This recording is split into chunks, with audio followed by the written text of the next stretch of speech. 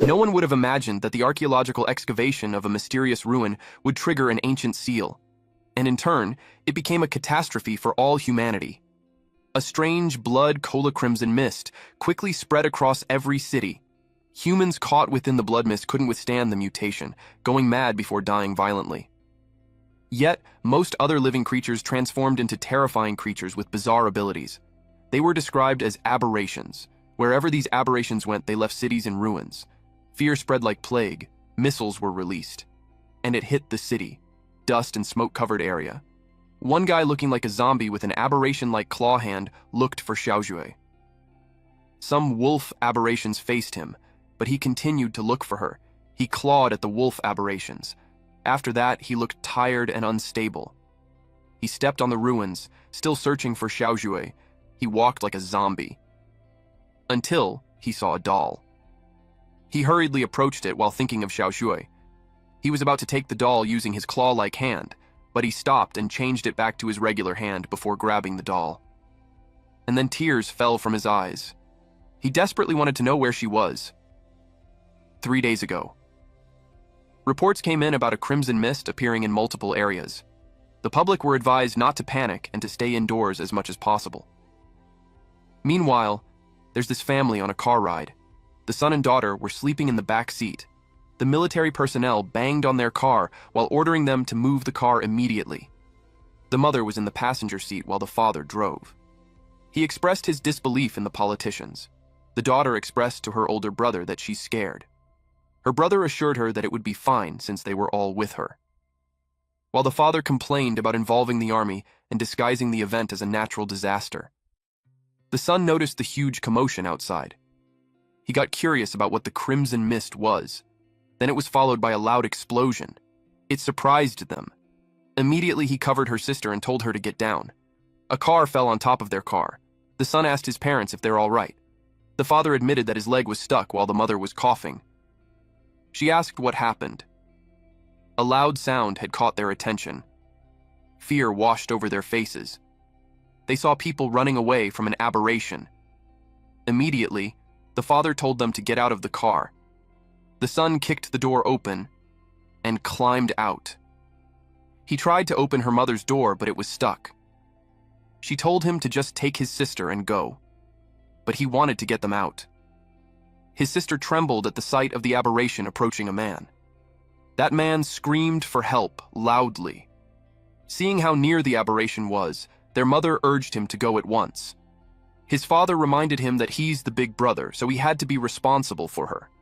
They left Xiaozhui, his sister, in his care. Then an explosion blasted them away. The aberration had jumped towards their car. Shui screamed for their mom and dad. The aberration got agitated with the ruckus. It targeted them. Shui wanted to go to their parents, but her brother dragged her away. The whole area was in chaos. The flying aberration took the military aircraft down. They ran as fast as they could. On the way, they noticed how the animals and the people went insane. The big brother questioned what on earth was happening. Crimson mist covered the area while the wolf-like aberration went on a hunt. The siblings hid behind a shelf.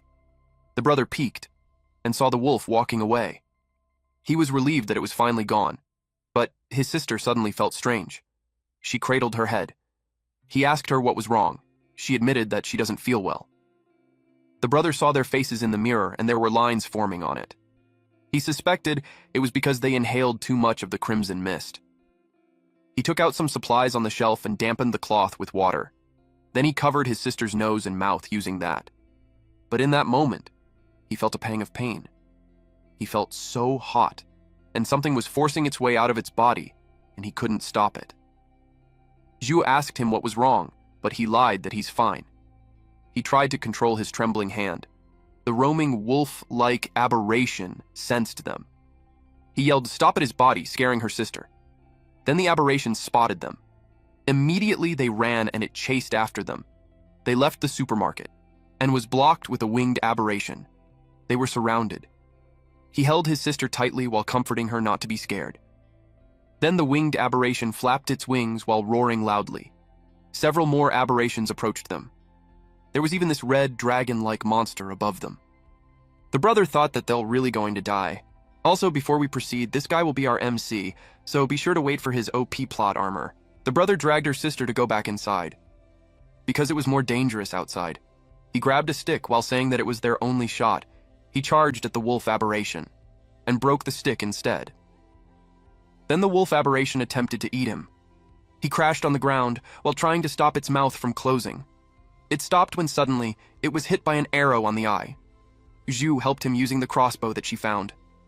But then, the wolf aberration attacked her instead. Her brother yelled at her to run. She did. Her brother told her not to look back. Meanwhile, the brother coughed blood and was in excruciating pain. It happened during a really bad time. Shui tripped and fell while the wolf aberration was just behind her. The brother gripped the wall to help himself up, and suddenly a bright red light shot up to the sky. The debris fell on the wolf, and the brother pinned it down on the ground. Then he stabbed it using rebar steel. He stabbed it over and over while telling it to go to hell. Shui saw this and got worried for his brother. She immediately hugged him to make him stop. She had no clue what was wrong with him. She assured him that she's fine so he could stop. Concurrently, her brother remembers their parents telling them to run. They left Shui in his care. While his father assured him that he would take care of his mother, he was told to take care of Shu and survive. Then he heard Shu calling out to him. He regained his senses and saw her sister hugging him. He apologized for making her worry. She asked if he's fine now. He was to reply that he's fine, but he saw a winged aberration through the glass approaching Sui. He immediately grabbed her to evade the attack. The winged aberration turned its attention to them. He hit it with a rebar to make it go away. His attack sent the bird flying away. Then he told Shui to hide while he dealt with it. Shui got worried that he'd go alone. The big bird aberration had its eyes on them, so he had to lead it away. But Shui didn't want him to go. She was scared that he'd lose control again. He assured her that it won't happen this time, and requested her to wait there and he'll be right back. She made him promise that he'll come back safe and sound. He promised her that. Then he stepped out. He had this theory that hunting aberrations and absorbing the red energy from them would make him stronger. So he expected the energy from the big bird to be greater. So as long as he took it down, he would have enough power to protect his family. He yelled at it to die. The big aberration watched him, but the wolves attacked instead. It was like he's not even worth its time. He hit the wolves with the rebar as he made its way to the aberration. His attacks were powerful, but the wolves worked together. After he hit one in front, a wolf from behind bit his arm. It made him furious and his hands transformed into claws. He hit those wolves with those claw-like hands. He was elated with the power that he's feeling. An aircraft flying above them caught the big aberration's attention. He got confused when it flew. This man regained his senses and wondered what happened to him. A missile was fired in his direction. And at that moment, Shui came out and asked if he's okay. He panicked as he yelled at her not to come out. Then the missile exploded. The aircraft saw some survivors, so it landed to check them out. They saw someone infected, so they left him. Instead, they took the girl. Our MC had hazy vision, but he saw his sister being boarded to the aircraft. The military hurried because the aberrations would be back soon. He extended his claw-like hand as the aircraft flew away. Then he lost consciousness. Shui was teary-eyed when she called out to his brother. She was burning while she asked why he didn't save her. He extended his claw-like hand to her, but she was gone, and that jerked him awake. He had the same dream again. It had been half a year, and he was still searching for her. He was just glad that he wasn't exposed when he was asleep. He walked out of the building with a machine gun in his hand. When Zhue was taken by those people, he searched every local shelter, but there was no sign of her. To find her sister, he joined the Border Patrol, the lowest-ranking unit in the army, and became a low-ranking soldier. In a chaotic world like that, only the army has the clearance to gather intel and travel freely. He arrived at Chishi City Border Outpost. He greeted the team captain for the Chishi City Patrol, Jia Jun, and apologized for arriving late. Jun kicked him. He was annoyed that he slacked off again and arrived late for his watch. He climbed a tall ladder while he heard someone say to him that when the big shots arrived, they could finally be clocked out. Then Jun warned him that if he screwed up, he'd make his life a living hell. Half a year ago, the Crimson Mist erupted. Most cities fell to ruin and became habitats for the aberrations. Along with the Crimson Mist, a mysterious Crimson Spire also appeared. The surviving humans can only eke out a living on the borderlands, far from the spire and the crimson mist. As he watched the fallen city from a tall area, it made him wonder if the big aberration was still over there. Jun said that the special response unit was there, so they just needed to go through the motions. And even if they can't hold the line, a bunch of grunts like them couldn't do anything about it either. They were talking about the famous special response unit, so the man asked him why he thought they would fall, when the unit had been crushing aberrations all the way there. Meanwhile, our MC sat there on the cliff, while still hating the smell of the crimson mist. The fog brings out a creature's primal bloodlust and makes them turn to each other. Then he saw the crimson mist parting. He realized something was charging towards them. A soldier also noticed that something was wrong, so they pointed it at the captain. The captain scolded him for making a fuss. Then they saw the crimson mist surging towards them, and the special response unit was running towards them. They asked what in the world happened, but those men yelled at them to get back. The captain ordered everyone to fall back. The men from the special unit got engulfed by the crimson mist. Then the captain screamed out loud as his clothing got stuck. A dragon-like aberration had its talons on his hood. He thought it was the end for him. Our MC heard their screams from the cliff. He immediately jumped down. He landed on the aberration and crushed it. The other one turned its attention to the commotion. His hands transformed again. The other aberration attempted to eat him, but he ripped its head from the body. Then he absorbed a red energy from it. After absorbing that, he felt a little stronger. He got intrigued on what would happen if he absorbed a few more. 6 aberrations surrounded him, so his expectations got higher. But before he could do anything, those aberrations were hit by a powerful laser energy. He wondered who was there. A silver-haired woman was surprised to see him. This was the Blazing Blood Detachment Captain, Song Rui. He immediately recognized that it was someone from the Special Response Unit. He knew it wasn't good for him. He had to change back quickly. Rui ordered the unit to leave no one alive. Her men surrounded him. He raised his arms and told them not to shoot. He explained that he was Private Yan Hao of the patrol team. At 12 o'clock, the men fired. Their target was the aberration behind him. The Special Response Unit team confirmed that the target had been eliminated. Rui stepped forward and asked him where his weapon was. He knew he was screwed. Before Hao could answer, the man from the Special Response Team received an order for all units to withdraw from the outpost to the temporary defensive line, and no one was allowed inside without Officer Song's permission. Inside the tent, Rui received a report that there were 37 casualties at the sector outpost. Among them, 2 were from the Special Response Unit's Ember Blood Squad, and 30 were from the patrol team. That concludes the casualty report for the incident. Hao had to ask on why he was being detained. He claimed that he was a victim too. Rui read to him that at 17:23, he left his post without authorization for 2 hours. Shortly after he returned, the Crimson Mist riot occurred. She gave him the chance to explain himself. He needed to find a way to talk his way out of it.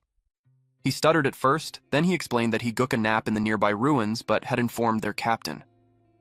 His teammate said that he's late for every mission, and the captain always lets it slide. This rat annoyed him. He threatened him with his gaze that if he continued spouting nonsense, he'd kill him. The man warned him not to frame the captain. Rui realized that their patrol team has quite a few problems. As if sensing he was being talked about, Jun sneezed. He was wrapped in bandages all over his body, but the doctor assured that he's not going to die. All his tests came back pretty normal. But the team member beside him doubted if that could really be considered normal. Back in the tent, Rui reads the file that says that he only passed basic training 3 months ago. In the last battle, even the Special Response Unit lost 2 people, yet Hao managed to survive.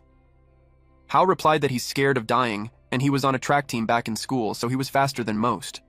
He claimed that when he saw the Crimson Mist coming, he ran. She asked him why he would join the army when he's scared of dying. She asked if he had some other objective. During the 6 months he had been searching for you, he had been constantly killing and absorbing low-level aberrations. He gradually learned to control his transformations between beast and human form. For half a year, he avoided people like a lone wolf. He used the most primitive method to search every ruin, visiting every human settlement. As a soldier, Rui called him a coward who clings to life. She was mad that he abandoned his post and withheld information. She expected that he knew the consequences. He asked if she's going to execute him. She whispered in his ear, asking what was going on with his hands. That confirmed that she saw it. She asked why he would lie and what his real objective was. Their conversation got interrupted when the ground shook. She thought it was an earthquake, but Hao was familiar with that feeling. He stood up and told her to run. It was a horde of aberrations approaching. She was annoyed that he tried to run away while in front of her. It was like she wasn't even there, so she subdued him. The men with her got scared that she's losing it. They told her to go easy, because the ground would collapse, and it did. They fell in a dark area. They were now underground. It was too dark, so Rui ordered the lights on. The man called Hao a walking disaster. Nothing good happens when he's around. He replied that they should complain after making it out alive. The man doubted if they would really be able to go out.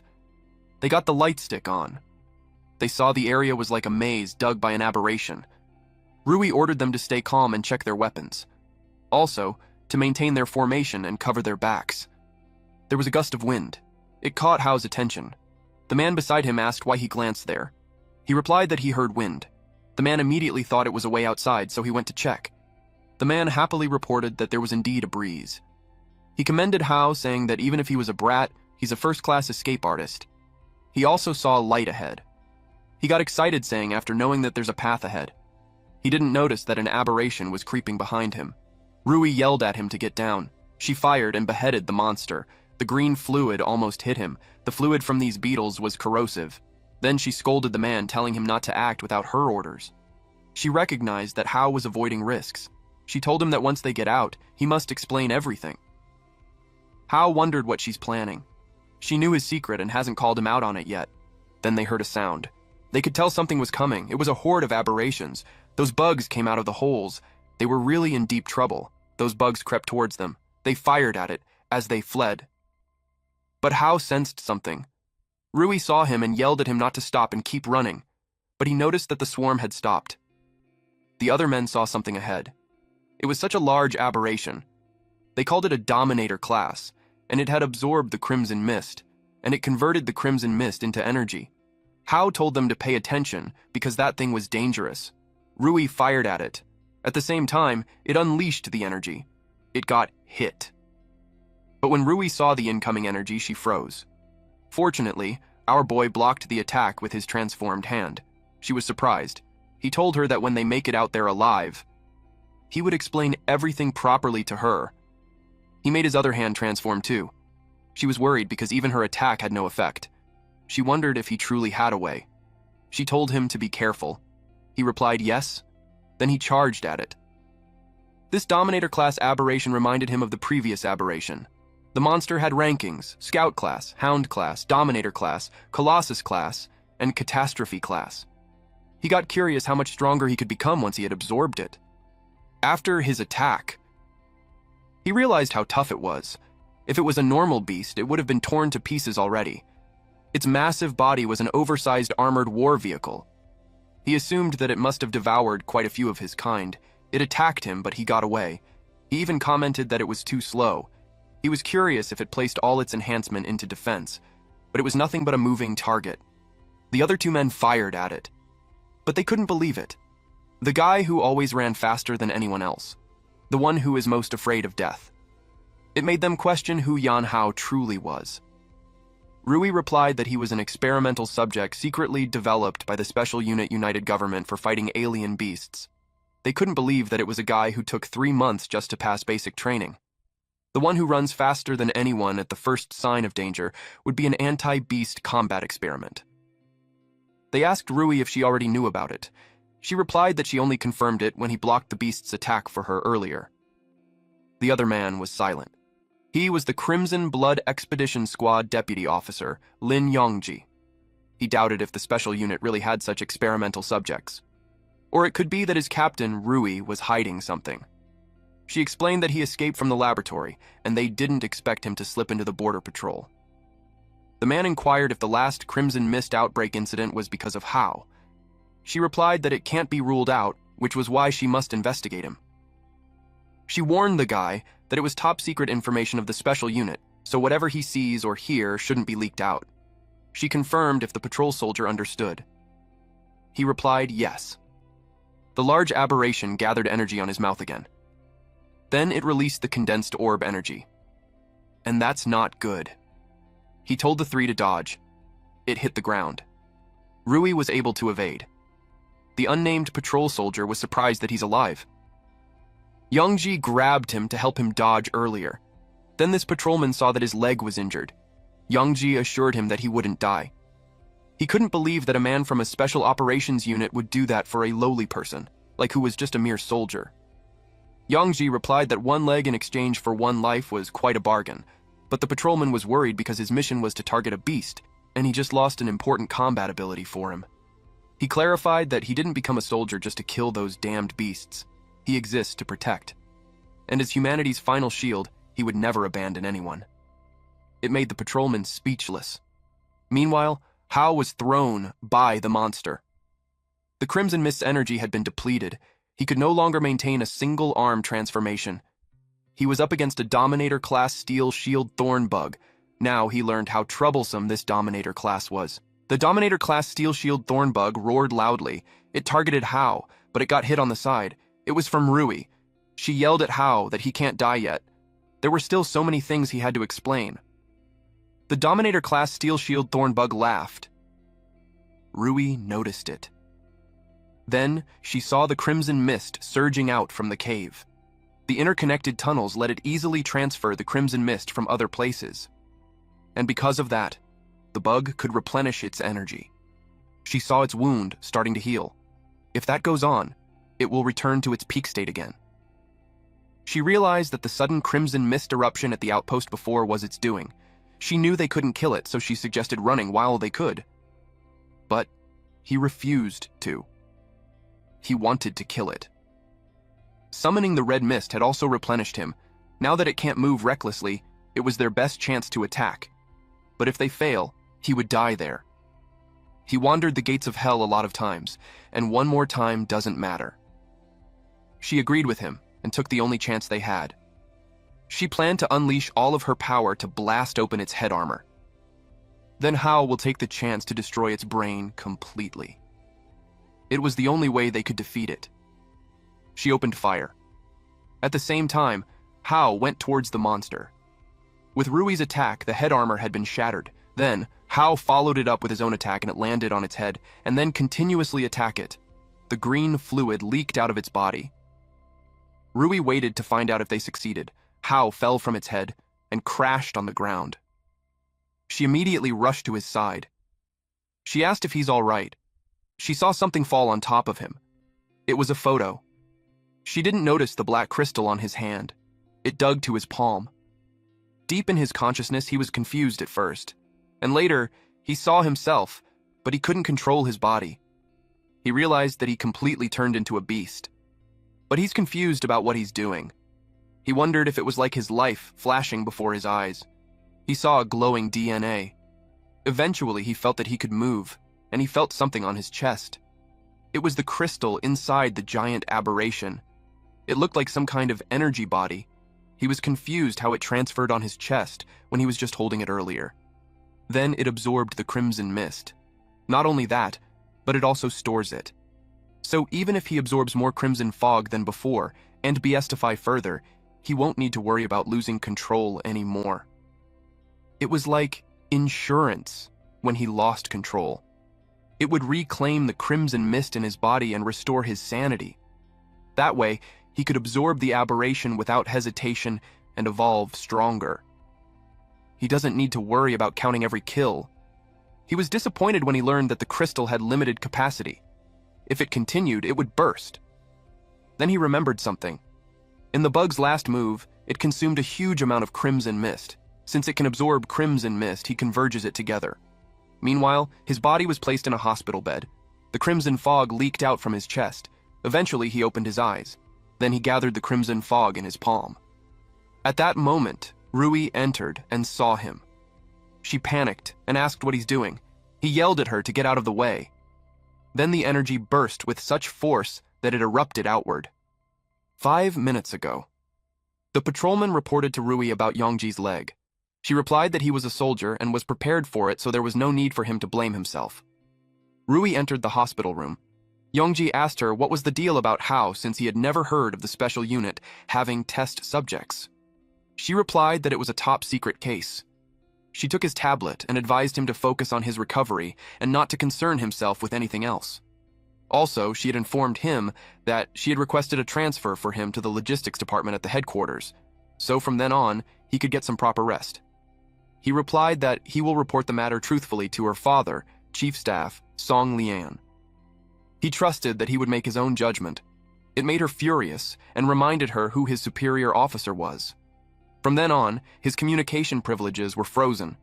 He also wasn't allowed to go anywhere. After that, she went straight to Hao in Ward 314. They've arrived in his room. She ordered the patrolman to guard at the door. No one was allowed to enter without her command.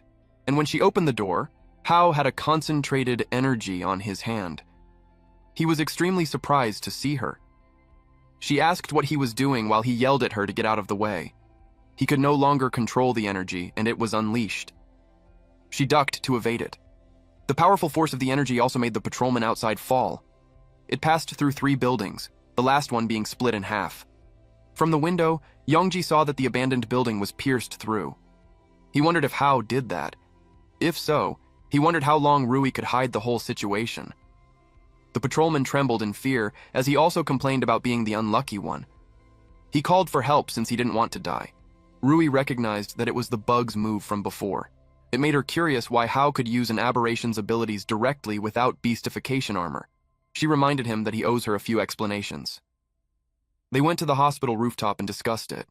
She learned about him and summarized that not only can he absorb an aberration's beast core, but he can also learn its abilities. He added that it wasn't just that, because he could also absorb and store more crimson mist, and that the crystals were able to self-repair. She smiled as he commented that he had a lot of features. He admits to having obtained their strength and abilities, but he also worries that he's slowly becoming one of them. It made him question if someone like him could still be considered a real human. He asked her what she sees him as. She replied that he's one of a kind, and being a human or monster would depend on how he uses his power. She also knew his power was both a disaster and a weapon. She gave him 2 options.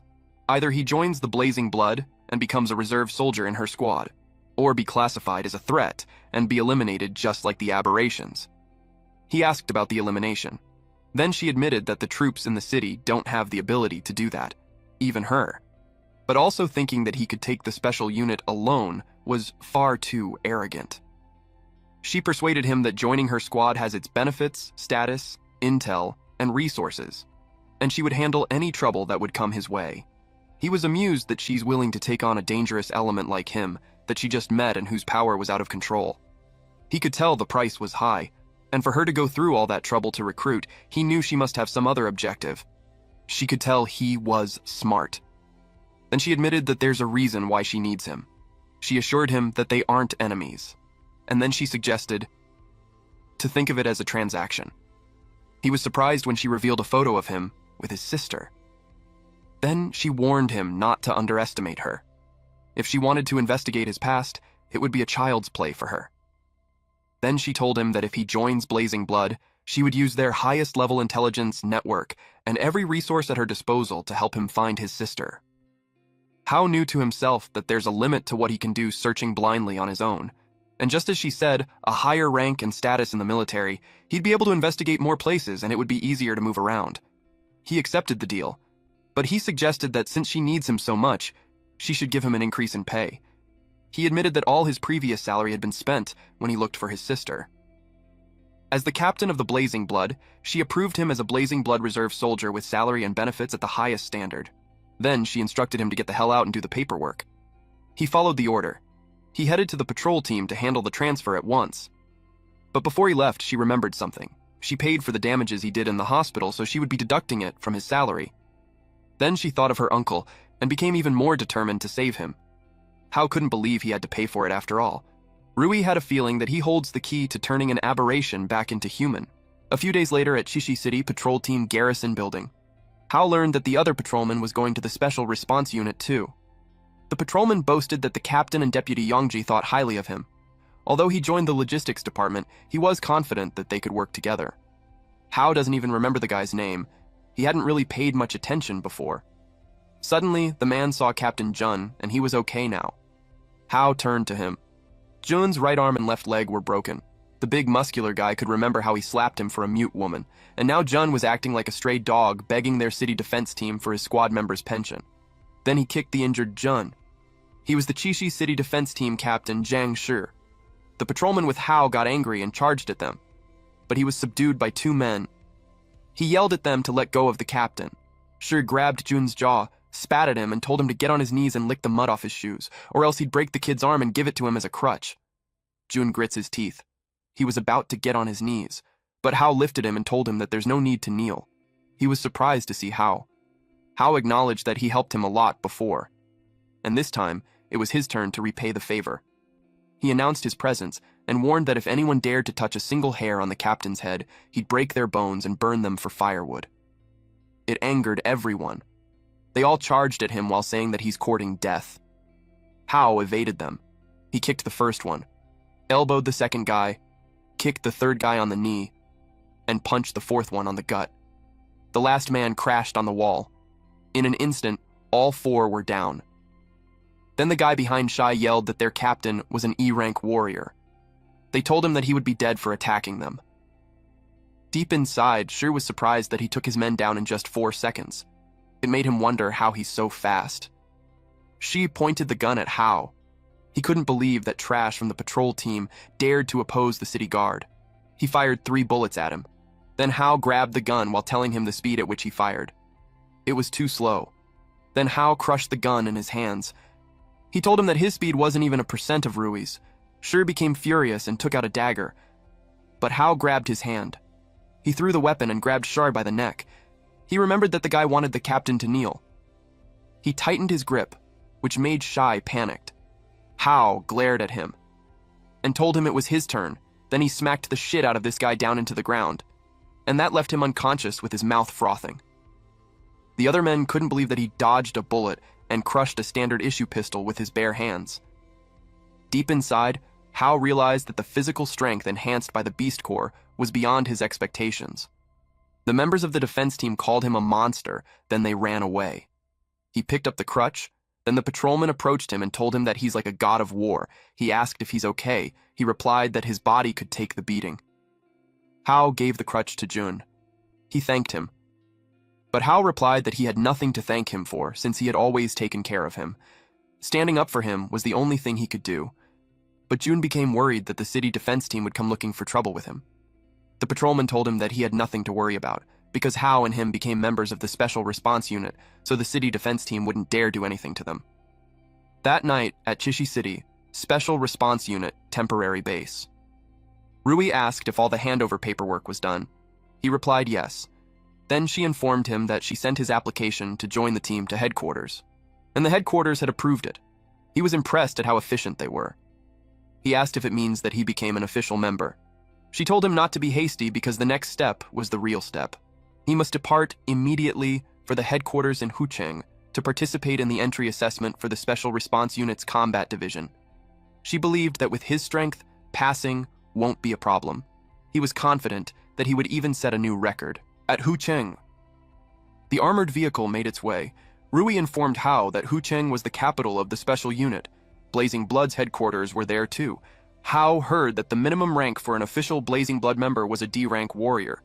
He asked how those ranks were determined.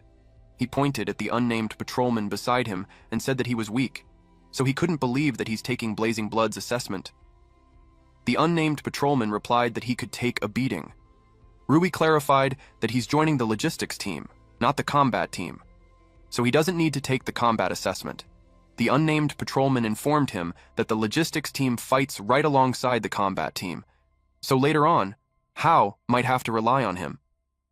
Since they had a lot of time while on the way, Rui wanted to sink some intel. She explained that people like her who can use some special abilities were collectively known as warriors. A warrior's combat power was divided into 6 ranks: A, B, C, D, and E. The Special Response Unit headquarters has a special rating system. The basics they look at are physical strength and stamina. And as for aberrations, they're classified from weakest to strongest. The 5 classes were Scout class, Hound class, Overlord class, Behemoth class, and Calamity class. Under normal circumstances, an E-rank warrior can defeat a Scout class aberration by the same logic. D-rank warriors could handle Hound class aberration. C-rank and B-rank warriors could manage against Overlord class aberration, and an A-rank warrior could handle a Behemoth class aberration, and only the S-rank warrior could handle a Calamity class aberration. In addition to that, the affinity with a Beast Core also affects the rank. Hao asked about the Beast Core affinity. She explained that in the recent world, only aberrations that mutated from the Crimson Mist have special abilities. Human warriors, on the other hand, could only awaken special abilities by attuning to an aberration's Beast Core through Beast Core armament. So things like his physical condition, talent, and even luck all affect his Beast Core affinity. The better his affinity, the higher the quality and number of abilities he can awaken. If he can't attune to a Beast Core, the highest rank he can achieve is E rank. The military truck had stopped. A member of the city defense team informed them that the street was closed due to traffic. They were advised to take a detour. They couldn't believe that these men dared to block the special response unit. The city defense reasoned that they're also on official business, so they had no choice. A white car with a green intertwined vine logo passed by. Rui saw it and wondered what a big shot from the Green Vine group was doing there. She could tell something was not right. An hour later, at the Blazing Blood entry assessment site, the man in front informed everyone that Blazing Blood was humanity's strongest shield and the Special Response Unit's sharpest blade. He is Ling Yongxin, head examiner of Blazing Blood and also an A-rank warrior. He didn't care what kind of background they had, but once they're in there, they had to play by their rules. He also informed them that pulling strings won't be tolerated. He doesn't care who they are. If they didn't have what it takes, then they shouldn't even think of staying in Blazing Blood. The first event was the physical assessment. The first task was the 50-kilogram weighted 100-meter dash. Hao reached the end in just 5.10 seconds. Next was the electromagnetic force-weighted dumbbell. Hao surprised everyone when he lifted the 100-kilogram. After that was the striking power test, which came out too easy for him. He actually broke the testing machine, so his score couldn't even be calculated. 10 minutes later, he informed the head examiner that he had completed all the events. Yongxin confirmed it and announced his score to be 198 points. It surprised everyone since the previous rookie record was only 140. Some assumed that he cheated. Someone approached Yongxin and raised a concern that the rookie record was 140 points. So this man, Zhang Jin, was the Chishi City defense team captain's younger brother, refused to accept that Hao exceeded the record. Yongxin replied that he supervised it himself, and it was all on camera. He got offended since it seemed like he was accusing him of letting Hao through the back door. Jin replied that he wouldn't dare, though he was curious. He asked Hao if he's from the Chishi City patrol team. Hao was confused, but he replied yes. Then he told him that he just wanted to say hello, since they're from the same hometown. But deep inside, he planned something sinister for the kid. He wanted revenge for his older brother who was humiliated. Hao was intrigued when he mentioned that they were from the same hometown. Yongxin informed him that the guy was Jin, one of those rich kids from the Chishi City defense team. He asked if he knew him, but he didn't. But after learning that he's from the Chishi defense team, he realized that the whole city defense team crowd was rotten to the core. Later on, Yongxin announced the result of the physical test. In 30th place was Zhang San with 89 points, and so on. Then the third place was taken by Zhang Jin with 123 points. Second place was Jin Ying with 135 points, and the first place was Hao with 198 points. A blonde woman looked delighted. She came to take the assessment for fun, but she couldn't believe that there would be such a strong rookie. She got excited to study him closely. This person was Jin Ying, a senior researcher in the Technical Intelligence Bureau, in the single dorm room. Jin was talking to someone through the tablet. He felt bad that he hadn't gotten first place. He complained that 2 monsters showed up out of nowhere, but the person on the line told him that if his brother wasn't a dog for the Green Vine group, he wouldn't even qualify for the assessment. They reminded him that he only had one chance, so he better not screw it up. He was determined to get into Blazing Blood for his brother. At the Beast Core testing station, Yongxin assured them that the test wasn't complicated. They just had to put on the wrist guard and place the beast core on it to begin the test. Anyone with a beast core affinity below 40% would be eliminated immediately. He explained the beast core, just in case there's someone who doesn't know it yet. Only hound class or higher aberrations can produce a beast core. The stronger the aberration, the higher the quality of the beast core it produces. By socketing a beast core into an aberration armament, a warrior can use special abilities just like an aberration. Black quality beast core was commonly found in hound class and overlord class. The quality goes up from black, rust red, blood red, pink, and the highest was the gold. Everyone has a different affinity for beast cores and will awaken abilities of different attributes based on that affinity and their own innate talent. They could be elemental, power, or support control. The wrist guard was the lowest grade of aberration armament. It can only test their own affinity, and it won't grant them any abilities. Once they officially join the Blazing Blood Combat Division, they would be given better beast cores and aberration armaments. Then he announced the beginning of the beast core affinity test. The first one was a D rank with an affinity of 39%. He fell into despair because he ranked 5th in the physical exam, and yet this assessment was even harder than killing aberrations. The next candidate was classified D rank with 56% affinity. He was so happy he passed and could finally join the Blazing Blood. Jinx was next. His eyes were red. He picked up the stone and placed it on the wrist guard. Then he ordered it to obey him. Then it showed his score. D rank with 605 affinity. Everyone was shocked because the strongest rookie last year only got 56%. He could be the strongest one for that year. Jin claimed they're a bunch of trash and he's the strongest one in there. Hao watched his confident ass get down from the stage when Ying approached him. She asked if he's from Chishi City. She was curious why she never heard someone as strong as him before. She told him that she's a know-it-all at the technical bureau, so it was a surprise that he managed to stay off her radar, which made him impressed. Then she deduced that the abnormal fluctuation in the Crimson Mist's concentration in Chishi City a few days ago had something to do with him. He tried to play dumb. She told him that it's fine even if he won't admit it. She just wanted to express to him how interested she was with him. He took the chance to extract information from Miss Know-It-All. She agreed to it. But she had a condition. If his score was higher than hers, she'll tell him anything he wants to know. Then she was called to go in front. She called everyone's attention and announced that she was about to break Jin's record. Hao got intrigued if she's that strong, while Jin insulted her. She picked up the black stone, spin it on her hands, and placed it on the wrist guard. Then it showed that she's a D rank with 78% affinity. Everyone was shocked. Then, they recognized her to be the Jingli girl. She grinned widely. Then when she went down, she emphasized how she proved that she can break Jin's record. It made Jin angry. Besides Hao, he couldn't let the stinking bitch get away either. Hao was the last one to be called. Since he learned how strong she was, he started to be convinced that she's not lying. It could be that she knew a lot. Ying asked him if he's feeling pressured. For a clue about his sister, he was determined to win the bet. He told her to watch closely. According to Rui, his rank was at least C rank.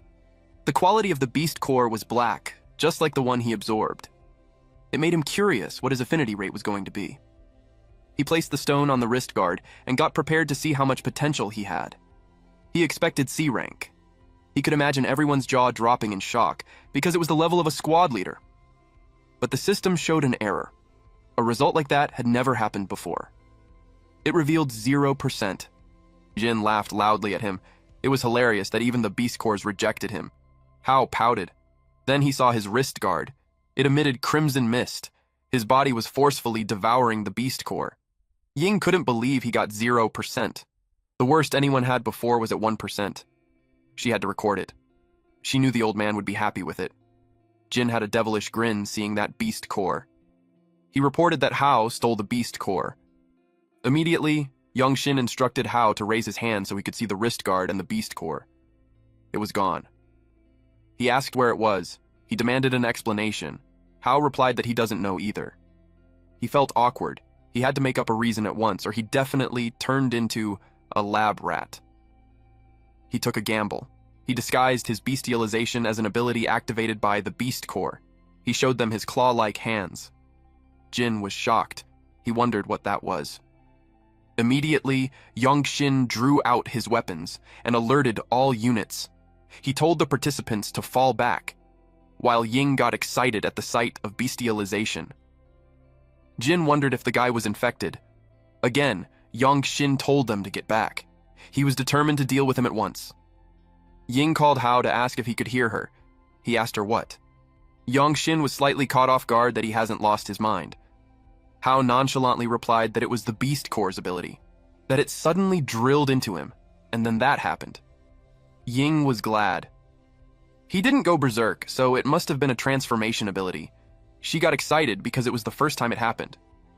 Yongxin told him that he hit the jackpot. Recovering on his own after transforming was unheard of. It was such a rare ability. It made Hao curious who Ying truly was because she knew so much. She smiled and replied that she's the one who knows everything. Yongxin revealed that she's a blazing candidate for the term, and also a senior researcher at the Technical Intelligence Bureau. Her father, Major General Jin An-cheng, was in charge of the entire Technology Research and Development Department. She got annoyed that he leaked the secrets and completely ruined her mysterious aura. Yongxin ended the conversation there and asked Hao to hand over the Beast Core. He was in a pinch. He admitted that it's not because he didn't want to hand it over, but the thing had latched onto his body and won't leave. Jin heard that. He immediately thought to report that to the Green Vine people. It made Hao the perfect test subject. At the radiology room, Hao was scanned by a machine. The researchers couldn't believe that a Beast Core grew on a person's body, and since the Beast Core had fused with his body, it can't easily be removed. They asked Director Jin what he thinks. He replied that it was worth researching. He could tell that there's more secrets there. Major General Jin An-cheng was the deputy director of the Technical Intelligence Bureau.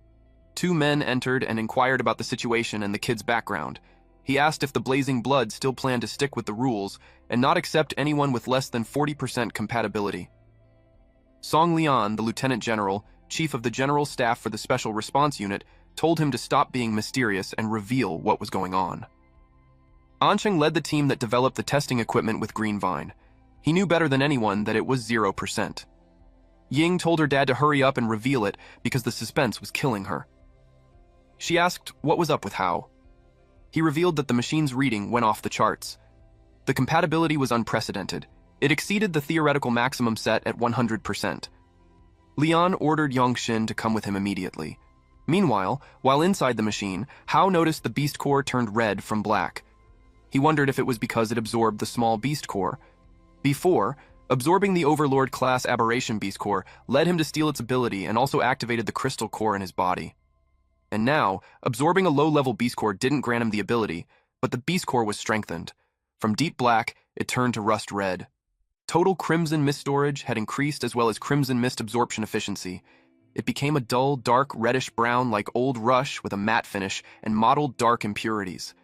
In other words, the stronger the beast, the stronger he'll become after absorbing it. At the Special Response Unity Blazing Blood headquarters, Rui argues with Lian. She brought Hao in there, so she asked him what was the problem with him joining her squad. He reminded her to watch her status and tone. He also pointed out how she's paying too much attention to that C-rank rookie. She insists to her father that she promised to bring him into her team. She asked him not to make her a soldier who can't keep her word. But Lian argued that a soldier's word is to the country, not to an individual. He also firmly told her that Hao already joined Yongxin's team, and that can't be changed.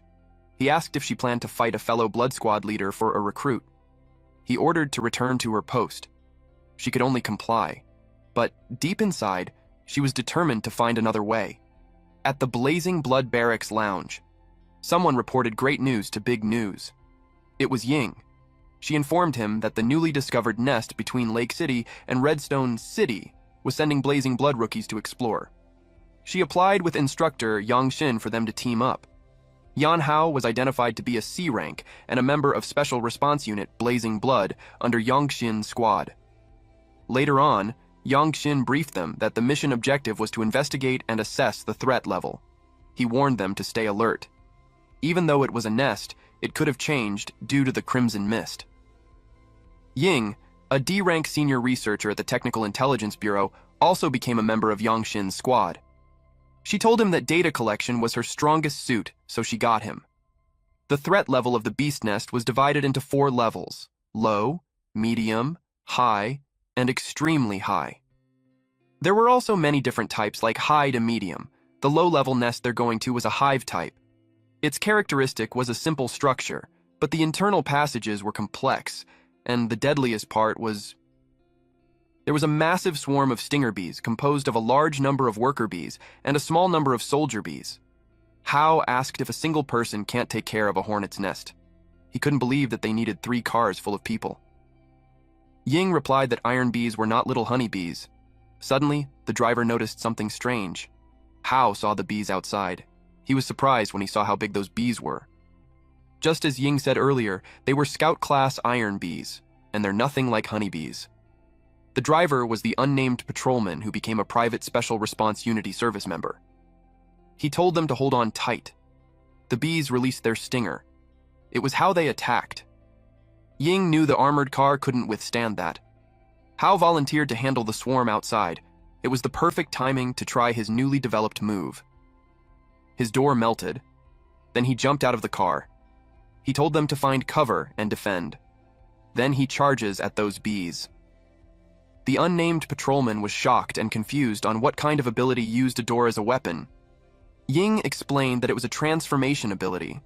Then she shared that during the assessment, Howe absorbed a beast core, and at that time, he could only transform himself, so she didn't expect him to be able to cover objects with the transformation ability. She got excited after learning that he could turn objects into weapons. She just had to record his combat data and study him carefully when they got back. Something was shot at Howe. The green stuff pierced through his arm. That aberration was stronger than the others since it could break through his defenses. He had to figure out where it was being shot from, otherwise he'll be worn down sooner or later. He told them that there's another enemy, but its location was unknown. He advised them to be careful and hide. They got behind a rock. One of the Special Response Unit members went the other way while saying that iron bees were afraid of fire. Ying yelled at him not to go out. As soon as he did, he got shot with the green spikes. And then fire engulfed him. Howe asked Ying where the green spikes came from. She saw that it was a hound-class queen bee. Its tail stinger has venom that can corrode armor below C rank. She couldn't believe that there's actually a hound class. It made the intel wrong since it wasn't a low-level nest at all. He sought their help in taking care of the scout-class iron bees while he went for the queen bee. She was up for it. She was an elemental type which had the basic ability of wind power. She unleashed a storm, and the gust of wind blew away the iron bees. The queen bee showed itself. Howe finally got it. It was a huge, menacing bee. He twisted the door and shaped it like a dual blade spear. Then he prepared himself to attack. He threw it with all his power. The spear traveled fast. It hit the queen bee. Howe had hit its vital point, but it was completely unfazed. It made Ying wonder how a hound class could have much power. She had a theory, so she told Howe not to let it escape, because it was about to advance to Overlord class. But Howe chose to lay on the ground and let it run since he's out of energy. And without any crimson mist to replenish, his energy was drained in an instant. He wished he stored some to fight the queen bee. Ying teased him if he's trying to play dead with his lifeless look. She asked if he needed a mouth-to-mouth. He replied that he's not interested in little kids. She got annoyed with his response. She gave her a Snickers bar while taking a break. He clarified that he's not out of energy because he's hungry. They were munching on it when the others arrived. They asked if they're okay. Howe replied that they're fine and suggested that they clean up the battlefield and set up a temporary camp, and the situation had to be reported immediately. Ying replied that she already reported it. When they checked, the queen bee was back in the hive, and the crimson mist concentration in the nest was still low. They could go in with their protective suits. Howe thinks they should wait for reinforcements. But she reasoned that the queen was injured, so it was a good opportunity to collect data and finish it off. And the threat level of the nest had risen to high-medium. If they succeed, they'll have completed a mission above their rank, and they would get a lot of benefits. Meanwhile, at the Special Response Unit headquarters, specifically in the Chief of Staff's office, Leon admitted that the highest-ups were currently very divided. It's not just people like them who want him to become a high-end combatant. There's also a bunch of mad scientists who advocate for using him as an experimental subject for research. He told Youngshin to keep a close eye on Howe because he's special. Suddenly, Youngshin received an urgent message. Leon ordered him to answer it. He received a report that the threat level of the nest Howe and the others were exploring was changing from low to high, and Ying had already gone in. It was absurd. Leon stated that Ying may seem unreliable, but she's meticulous. She wouldn't take such a risk, so he thinks something was strange. He ordered him to dispatch the nearest Blazing Blood unity for support. Rui will lead the team and depart immediately. Their primary objective was to ensure the safety of Ying and Hao, and the second one was to annihilate the beast nest. At that moment, Yongji came in. Yongxin thought he was still in the hospital. Leon clarified to Yongxin that he had his brother follow Rui. He asked if there was a problem, and Yongxin replied, no. So he ordered Yongji to report to Rui immediately and serve as her adjutant. Yongxin realized that it was him who arranged for his brother to be by Rui's side before. Leon did it for his daughter, despite not knowing why she's so interested in Hao. Meanwhile, Hao and Ying roamed the nest. Only him and her had the protective combat suits that can resist the crimson mist. He hoped everything would go smoothly. She saw the energy readings hadn't changed that much, but once the queen bee from earlier evolves into an overlord class, the difficulty of clearing the nest would increase dramatically. Hao sensed something, so he told her to stop. The queen bee showed up. This time it's a mutated iron-armored needle queen bee. Its size and oral apparatus on its tail could mean that it's an overlord class. She couldn't believe that it actually succeeded in evolving, when the low concentration of crimson mist shouldn't support such a rapid advancement. Not only that, but the other Scout class poison needle bees had also been enhanced. She realized that the crimson mist concentration there has long since far exceeded the warning level. She couldn't understand why the analyzer didn't warn them. She fell on her knees and started coughing. She noticed that the protective suits had been tampered. The effectiveness against the crimson mist had been weakened. It led her to think that there's a mole in Blazing Blood. The crimson mist increased. He took her hand and ran to retreat. But deep inside, he was pleased that the crimson mist was delivered to him just when he was worried about lacking it. But he needed to get Ying to safety first, otherwise he couldn't fight it with peace of mind. A large stone fell in front of them. He told her to hide in there because the spot was concealed and well ventilated. She should be able to hold on for a while. Then she ordered him to contact the headquarters and have the reinforcements prepare protective suits while he held the aberrations off.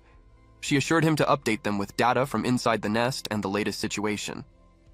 Before he leaves, she warned him that if he doesn't come back, she'll chase him to the depths of hell and never let him go. He assured her that he'd definitely be back. The queen bee noticed him. He faced the mutated iron-armored poison needle queen bee, an overlord class, along with several other scout class iron bees. He was glad to have gained enough power to protect the people who were important to him, so this time he made the same promise he did with Shuei, which was to not fail. The swarm flew towards him. He only had enough red fog energy left for one shot. He absolutely cannot fail. He focused to condense the energy on his hand, and then he detonated it. This attack was the Crimson Condensation Blast. It was a powerful explosion. That could even be seen from outside the hive. He wondered if it worked. But then the crimson mist spread, and the bees came out unscathed. He couldn't believe it. Meanwhile, 3 minutes ago, Ying couldn't believe that someone had tampered with the analyzer. She fixed it so it should measure the crimson mist concentration accurately. It warned her that the crimson mist exceeds limits. The readings were so high, they were more than double the alert value. Suddenly she felt a gust of wind. It led her to think that an explosion happened outside. It wasn't an ideal scenario. The explosion stirred up the crimson fog, making it even thicker. By absorbing the high-concentration crimson mist fog, the bee swarms were able to evolve rapidly. Even the lowest scout class ones have evolved into hound class. They attacked Hao. He noticed that there were more of them, and they're getting stronger. Even with the crimson fog around, his replenishment rate can't keep up with his consumption. If that continues, he'll be drained. Ying got worried if he could hold on. Then she noticed his neck. There was a symptom of crimson mist corrosion. She realized that his protective suit must have been tampered too. She watched the measuring device. The readings continued to rise. She knew Hao would lose control. She helped by blowing away the crimson mist around him first. So, she released a wind pressure blast. When she found the timing, she detonated it. Hao was confused when the crimson mist around him had been blown away. He cursed because his energy supply had been cut off. The bees released their green stings. He blocked it using his forearm.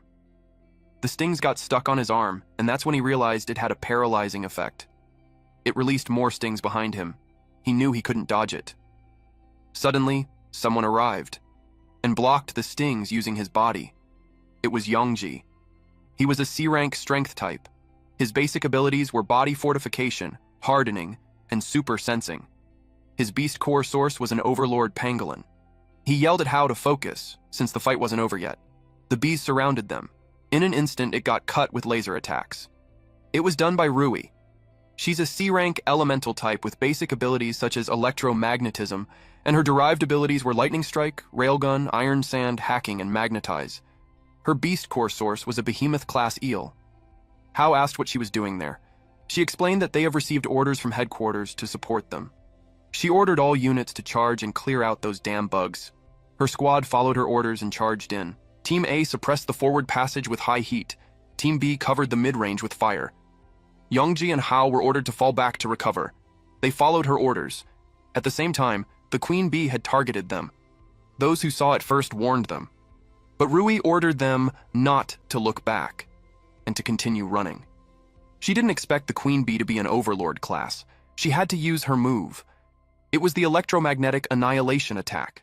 It was a high-voltage electric field created by the move, and it will destroy and paralyze all objects within its range. They saw her attack and hit something. When they saw it was the Queen Bee, they realized it was the one mentioned on the intel, and it was escaping upwards. But since Rui paralyzed it, it won't get far. She ordered an annihilation of the surrounding swarm to prioritize rescue. Hao couldn't believe how strong she was. Yongji looked proud when he shared the last time in Redstone City. Rui hadn't even brought her main combat gear, and she wasn't wearing her combat suit, so she couldn't use her abilities at full power. She looked for Ying. Hao pointed to where she's at. Then Ying called her, and stated that had she been 10 minutes late, they would have been retrieving her corpse instead. She told him to treat her when they got back, because she still owes her for also saving her last time. They had completed the first mission, which was to rescue the wounded, so they asked what their next move would be. She was ordered to exterminate the swarm and eliminate the threat of the beast nest. Meanwhile, Hao used the chance to quickly replenish some Crimson Mist energy. The Crimson Mist cannon blast didn't manage to finish off the Queen Bee, so he had to try again. He finished replenishing his energy. When he heard a noise, all of them got nervous and alert. The Queen Bee absorbed all the Crimson Mist from the entire nest. It looked like it was going to level up again. The reader warned them that it was about to break through level 4. Ying wondered where all the Crimson Mist came from. She got suspicious that the beast nest was actually a high-level one. The Queen Bee made a loud noise, which made a large sum of Hound-class bees appear at the rear. Hao told them to handle the swarm, and he'd handle the Queen Bee since he had a way to deal with it. Rui announced to all the units to attack the swarm and cover Hao. Hao had to finish it for good, or else everyone in there would die. He hit it continuously, but his claws weren't enough. He released a crimson condensation blast again. It exploded in the area. He waited for the smoke to vanish to check if it worked, but it retaliated by unleashing its stinger. He realized that just bombarding it with energy wasn't enough to deal a fatal blow. He needed to find a suitable weapon. Then he noticed the Queen Bee's stinger on his side. He picked it up and used a bestialization coil. He held it like a sword. Then he approached the Queen Bee while evading its attacks. He coiled all his remaining Crimson Mist energy on his weapon. He prepared to return the favor of being granted a weapon. He held it tightly and sliced the Queen Bee with all his power. It caused another explosion in the air. After that, only the red beast core had remained from the Queen Bee. It was an Overlord-class beast core, and he caught it. As soon as he touched it, he felt a pang of pain on his chest because the energy was so strong. It filled up the crystal core inside his body in an instant. He couldn't take it anymore. Meanwhile, Rui and the squad dealt with the swarm. Eventually, they wiped it all out. Ying expressed that he felt weaker. Rui ordered everyone to support Hao at once, but when she saw him, he was down on the ground. She called his name, concern evident in her voice. Thank you all for watching. Please watch this next Giga Chad video, and I'll see you guys next time. Also, support the channel by joining the Summon Club membership. You can also support by just liking the video and being awesome.